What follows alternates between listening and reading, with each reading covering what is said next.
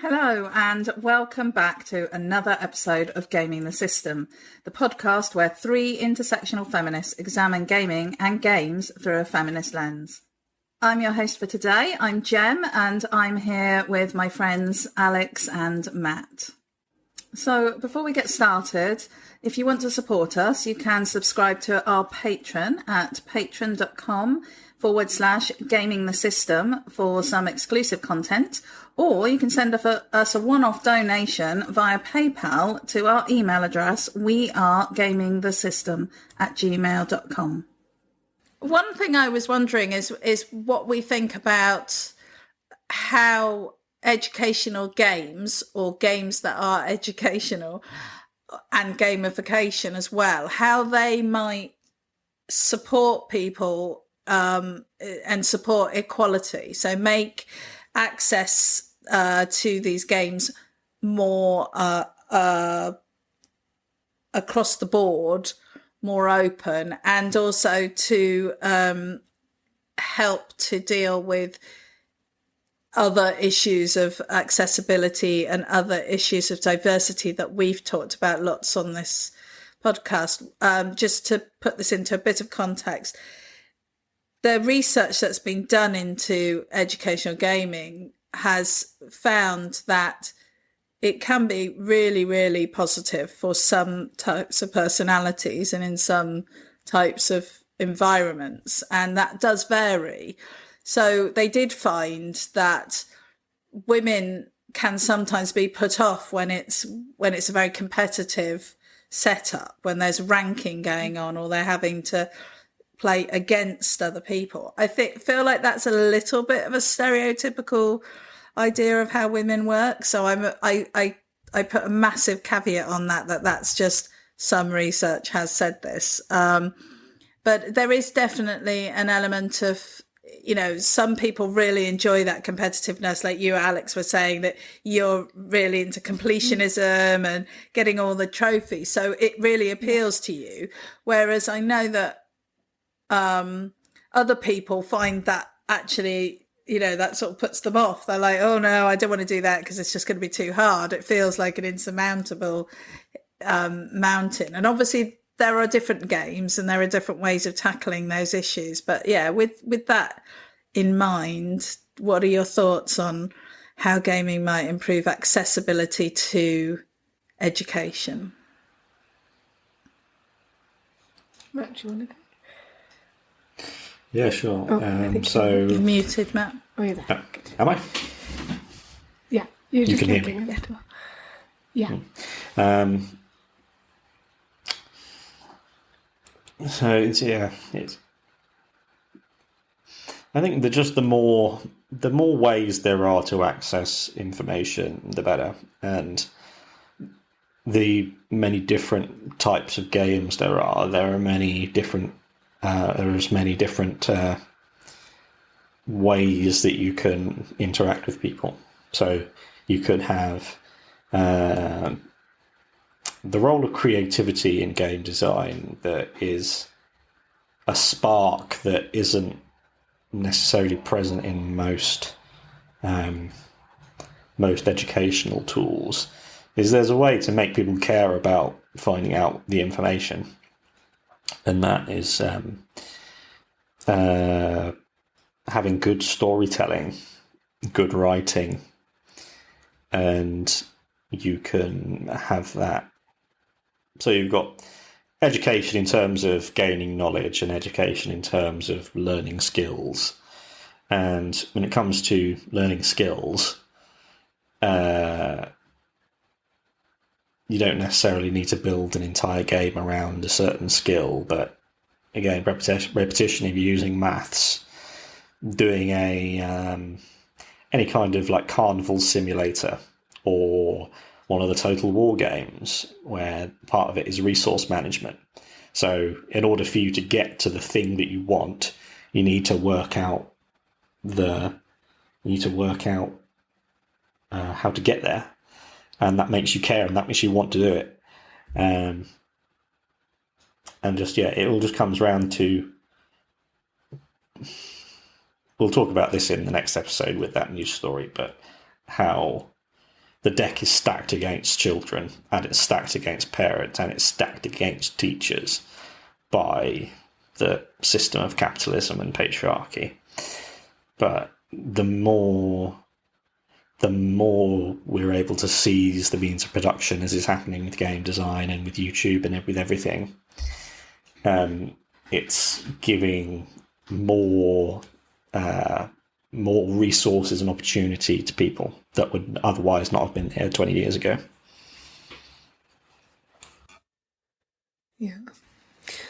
Yeah, absolutely. Alex? I can definitely speak about the barriers to education from a disabled perspective. There are many types of barriers to education. The education system is very ableist in its makeup. And that's, there's also the physical barriers of a physical school building itself. If your school or place of learning isn't accessible, then if you were able to learn remotely, perhaps gaming could be a way of facilitating some of that learning. Equally, if you think about the way children are taught, it's very much I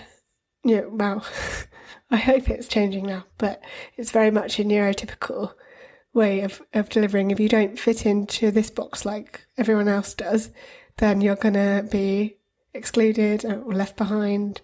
Or, when you get to extreme stages, kids are accused of being disruptive when actually they're just struggling to learn because the information is not being given to them in a format they can work with because their brains are just wired differently. Or they find a classroom environment too overstimulative or triggering for some of, the symptoms that they're going through. So there's lots of barriers to education in that way. So, and I know that I was just trying to think of how to word it. When I was between jobs after I'd left sixth form, one of the LSA's learning support assistants that I used to work a lot with said, we've got a student who's autistic and is really struggling to learn Latin because he keeps getting distracted in class. And because they knew I'd done Latin up to A-level and was looking for work, they were like, if you can come in and support them and help them to focus on looking at the vocab they're supposed to be learning, we'll offer to pay you for the time that you come in for. So I went in for like 10 hours, I think, over the course of, a couple of weeks, maybe 3 or 4 weeks, depending on when the lessons were. And did my best to assist, but they were much more interested in doodling in their workbook and drawing swords and mushrooms and talking about swords and mushrooms and their special interests, I guess. But no, they were absolutely lovely, and I could tell that they were obviously at least vaguely interested in the subject a little, and steering them on to thinking about it was tricky because obviously I didn't know. I had absolutely no experience of that kind of thing. I was only, 19-ish? But it was interesting to kind of think about ways to focus in on the things that we were supposed to be picking up in class and definitely does make you think about, different ways of teaching and getting that information across, and whether gamification could be a way of actually getting those messages across in a neurodivergent way for people who are neurodivergent to pick it up and run with it, that kind of thing. So I don't know whether gaming would be an answer, but I'm sure it's probably overlapping a little with the story that we're going to cover in a future episode. But I definitely think that some of the ways that stuff is taught in schools is not right for everybody, and there are definitely different ways of doing it. So I think gaming can help to some degree, definitely. Yeah, I think you raised some really interesting points there, and it's always you always have such insightful comments, Alex. I really appreciate it, and I think that educational games can provide as we said, a sort of support to an education system that needs to be more fair than it currently is. And I speak from personal experience within my family of how difficult the education system is for anyone who just, isn't in a very narrow band of what is classed as the average child.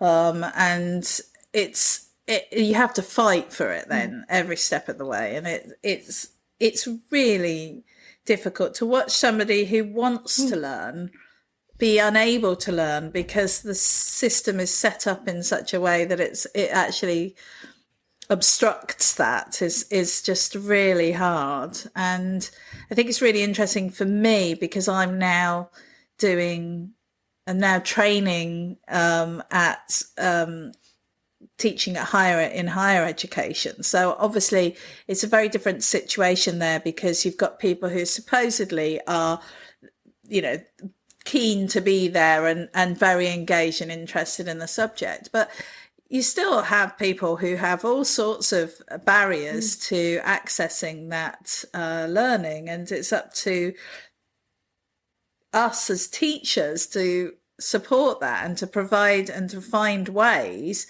to help them to access that information. And I think that doesn't change wherever you are within the learning journey. I think that's important along the way. And I think games provide a really positive and interesting way to explore that. And I think it would be really good to see more games that can teach people whatever you think they need teaching. And I think that's something that you're touching on, Matt, is like, what is it that we should be teaching people? What is it that people need to be learning?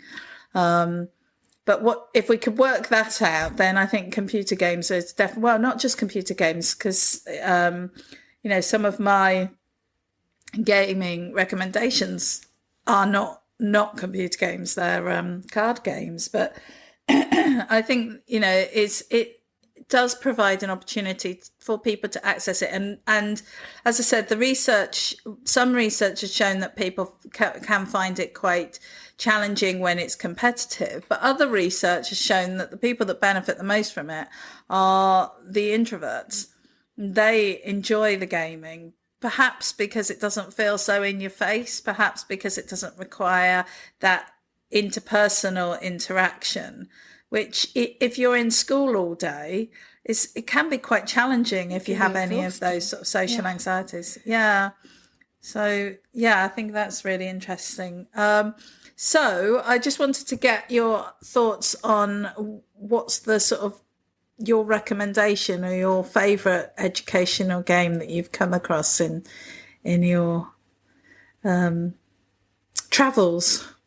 I touched on it earlier. I think my favourites have been the Assassin's Creed games, and they've definitely evolved in the way that they educate because they're actively providing a separate sort of standalone game, the discovery tours in the most recent ones.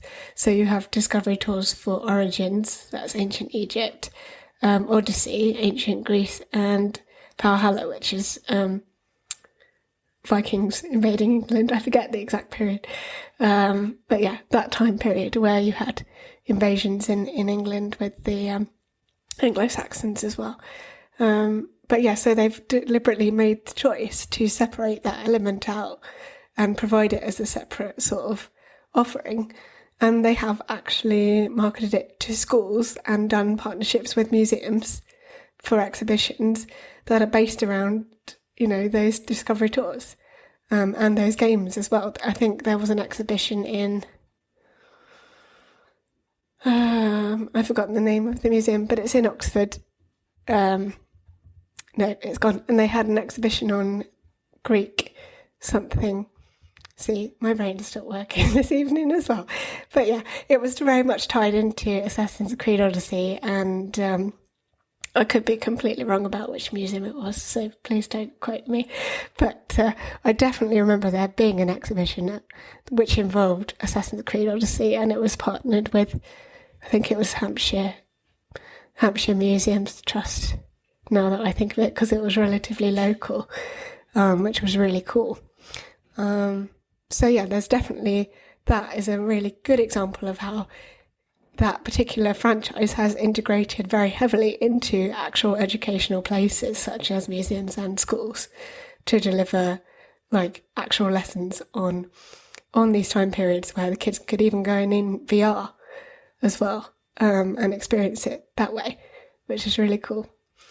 So that's one I would recommend. But even the older Assassin's Creed games, obviously, being in the settings that they were, you'd go around and find all the collectibles, or you'd come across the buildings and be able to read about them at length in the inventory menus and the guides within the menus, which I spent an awful lot of time doing. And if you go and approach somebody else who's played the game, they wouldn't even have spent a second looking at it, because that's not what they're interested in. But it's there if anyone wants it, which is what I like, is that choice. And I think if that was a choice in more games, it would be really cool. But obviously it fits in with the Assassin's Creed kind of narrative, being going back in time. So yeah, that's one I would recommend.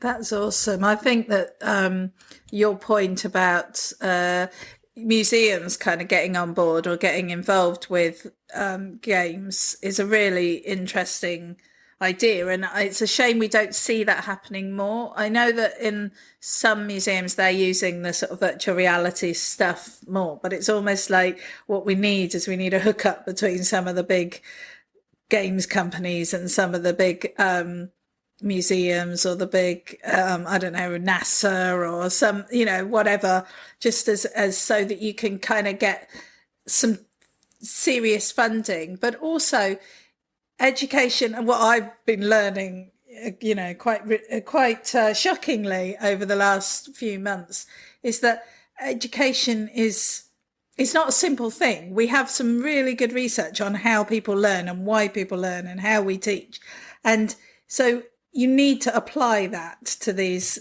things. It's not just, oh, we can just add in these few little things and it becomes educational. There are clever and interesting ways that we can do that I think we could be looking to actually set up proper partnerships where there is a proper approach to it. What do you think, Matt? I think one game that I've enjoyed is the Talos Principle, and the sequel's just come out, and it's all philosophy, and there's an extent to which it's easy to get sick of philosophy after a little bit, but it does a good job of just presenting the nature of philosophy and existentialism, and but then again, you think it's teaching philosophy. All of the classical philosophers were old men that sitting atop republics of empires built upon slavery and war, and so they sit there and think, oh, Marcus Aurelius has such incredible wisdom to tell us, when he was an emperor of an empire, and he's talking about, oh, he who has knowledge is only truly free. And you go, well, what about women? What about slaves? What about peasants? All of that, and just there's a difference between, like, people should learn concepts and then learn about things to do with those concepts, because if they learn the thing first, then they end up thinking that that's the only way. And you think, oh, we learn about kings and we learn about empires. I think they're the normal way, not thinking about democracies. And we think, oh, Athens and Greece was the first democracy of only men, only citizens, and with slaves. And that's a massive problem from all of history, is thinking, oh, but these amazing people, they own slaves. And that was fine, it's okay, because it was at the time. And it's, whereas probably if you've ever owned another person, you should be thought of as that's the core thing that should be known about you. Because then you can have the interesting conversations. Oh yeah, he had slaves and he did this, and have that conversation. That's the important conversation. And finding a way to teach empathy is an important thing that we need as well. Because if you can learn about comfort women and it not completely sicken you to your core and make you feel just horrid and horrified, that's a good thing for the person learning about it, because that's the truth of... And the reason that it's that kind of thing and rape in war is not talked about is because it's about men. It's not about humanity. It's not about, oh, what man can do to his fellow man, like the Holocaust. You can make sense. Anyone can kill someone and go, oh, I didn't really want to, but I felt forced to. You can't force anyone to rape someone. And so there is a part of the male soul that has that in them. And if you were to look into that, that would shatter right into the core of the patriarchy, having those kinds of conversations. And a long way from talk about philosophy is there's a difference between... Philosophy is like... You can get sick of it, because if someone's really privileged talking about philosophy, it kind of loses its meaning a bit, because when you've got someone who has less privilege, you need tools, you need things to support you now, whereas philosophy it gets to a point where it's just bollocks, I think, but it can have its uses. Nuance and context are very important, I think, as well, and that's very often lost in school. Yeah, I mean, I have to say that my daughter's been doing geography, and I've been really pleasantly surprised by the things that they've been covering in geography at all levels, actually. And she's done the Democratic Republic of Congo, where they've been talking about the horrendous civil war that's going on there, and the way that the army are keeping the local populations in poverty and sending them down these mines where they're mining the key chemicals that we use and the key minerals that we use for our mobile phones. And they talked about this whole process. So this, and this was in year 7 or 8, or it was early days, and that's a heavy topic, and it's got some big issues there that they were tackling. And I think geography, of all of the subjects, is one of the ones that seems quite intent on tackling those issues, because it also tackles climate change and food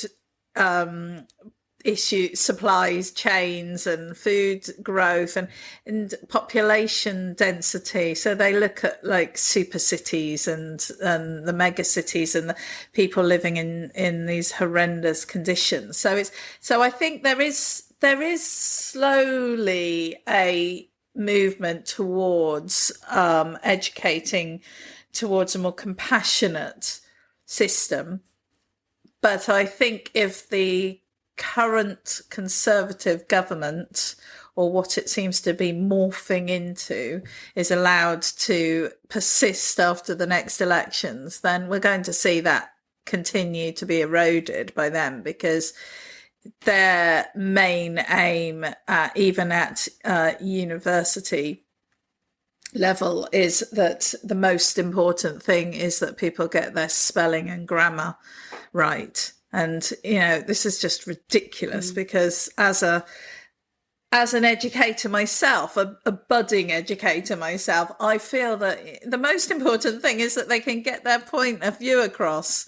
That's the most important thing, that we can communicate. That's what language is for, that we are able to communicate our thoughts and feelings and ideas to other people. It does not matter if we spell it exactly right. It doesn't matter if we get on, and I do think spelling and grammar and all those things are important. I take pride in trying to do that well, but it certainly isn't something that I think we should be penalizing people on, because when we talk about diversity, that's another thing that is it's just taking out a whole group of people that struggle to write legibly or to communicate their thoughts in a way within these very narrow, restrictive environments. Which is really heavy and big stuff, and just makes me feel a little bit silly for what I'm about to say at my educational games.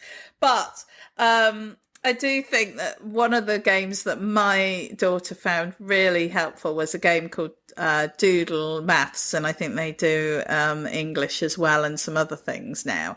And it literally could be played on a tablet, it could be played on a phone, it could be played on the computer, and it was a very simple set of lots of little fun maths or English games, and it had this idea of you do a certain amount each day, and the idea is to keep your streak going, so it had the gamification in there, and it was just it actually did get her practicing her maths, and it got her doing it in much the same way as you were describing earlier, Alex. So I think it's sort of a modern version of that. And the other one is from a sort of maths perspective is Uno, the card game Uno, which I'm sure everyone has come across at some point in their time, and they still play it at school when there's a pause or there's a wet play or something like that, then they still play that at my daughter's school, because it's a game that again is very accessible. It's very simple rules. It's something that most people can get involved with, and and it's a really good game. And one of my favourite ones, sort of along this line, is a game called Sleeping Queens, which is another card game and is about waking up your sleeping queens, and they have skills to you get to wake them up as the game goes along. But what was really lovely about the game is that the game was designed by a young girl who basically came up with this idea and concepted it and everything, and with the support of her parents managed to make it into a internationally selling card game, and she was in her sort of early teens. And I loved the idea that this game had been designed by a young girl, and it was a sort of it's a bit mathematical and it's a bit tactical, and it's but it's also funny because all the queens look funny, and it's sort of exploding kittens but with queens in a slightly more simple concept. And it's just a quick, fun, easy to pick up game, easy to take with you wherever you go, and it just teaches a lot of skills sort of under the radar without even realizing. So, does anyone have anything they would like to add about educational gaming? We've barely touched on gamification, but it's kind of, and we haven't even mentioned Minecraft. Very true. Even though they have a whole educational section of their game, because cool. It's so you get if you search up Minecraft, educational Minecraft, they actually have a whole website that's designed specifically for schools. Yeah. I think having heard your favourite games, Gemma, the child inside me is tempted to go off and try Doodle Maths now. I'm like, I want to see how far I can get. It's coming back again, but. I think I don't have much more to add. I think it's been a really fun discussion. Thank you. One other thing I just remembered. I tried to learn touch typing a little while ago, and there was a website which did, it's basically small games of it. It sets them up and you press the keys in terms of lines, and then it gets to a bit where you've got like a ninja hanging from a balloon, and the balloon has a letter on it, and you press the letter, and then the ninja hops to the next one, and it's got another letter, and the balloon starts sinking. Then you have to press that letter before it hits the ground, and then it just keeps on hopping on and hopping on and hopping on like that. And I did that for maybe 2 months, doing it a couple of times a week. And now I can't touch type fluidly, but the way that I interact with my keyboard is better and more efficient, just having done a little bit of that. And it's I'm really interested in anything like tactile that is like the fine motor skills of just your fingers and hands, because you do so much with them. They're like the most sensitive parts of your body, and gaming is an awesome way to just be interacting with the world through your hands. And touch typing is really, it's a like, so stuff like grammar and spelling, that doesn't matter half as much as being able to get, like you say, get your what you want to know across.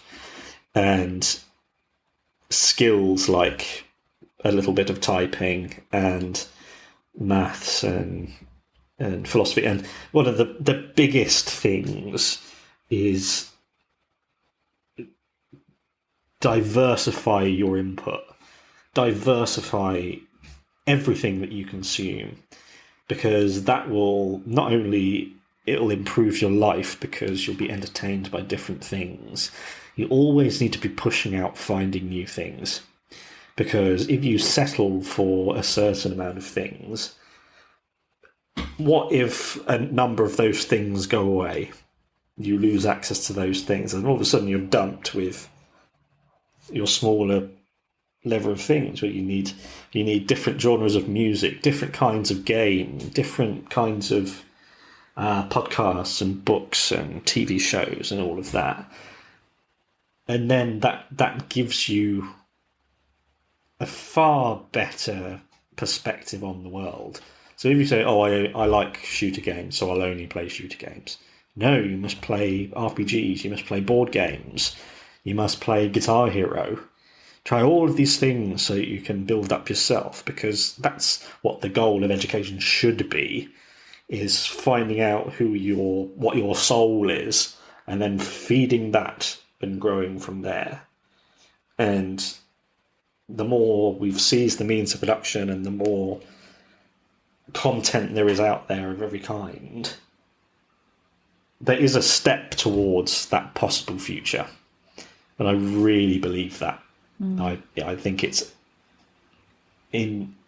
profoundly important that everyone expand what their inputs are.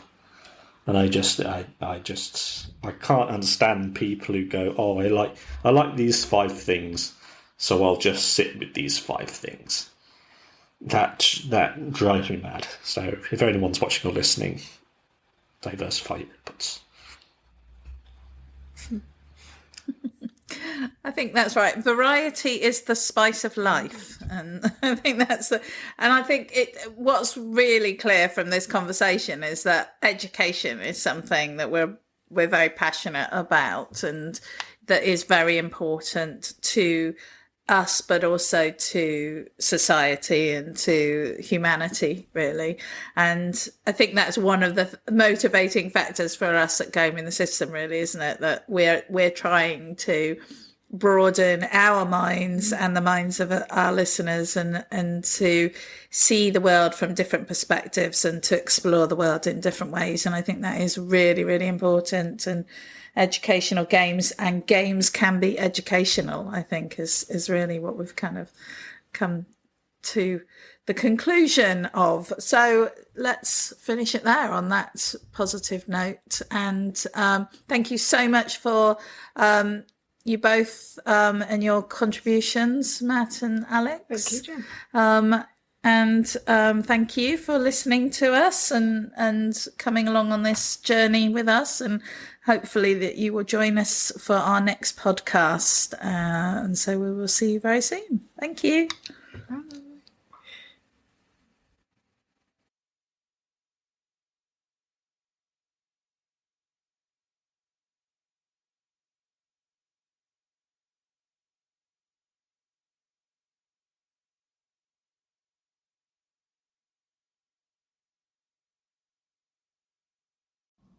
We hope you enjoyed that episode of Gaming the System. If you want to support us, you can donate to us through our PayPal by sending it to wearegamingthesystem@gmail.com if you want to send us a one-off donation. If you want to donate to us monthly, you can subscribe to our Patreon at patreon.com/gamingthesystem. Until next time, bye-bye.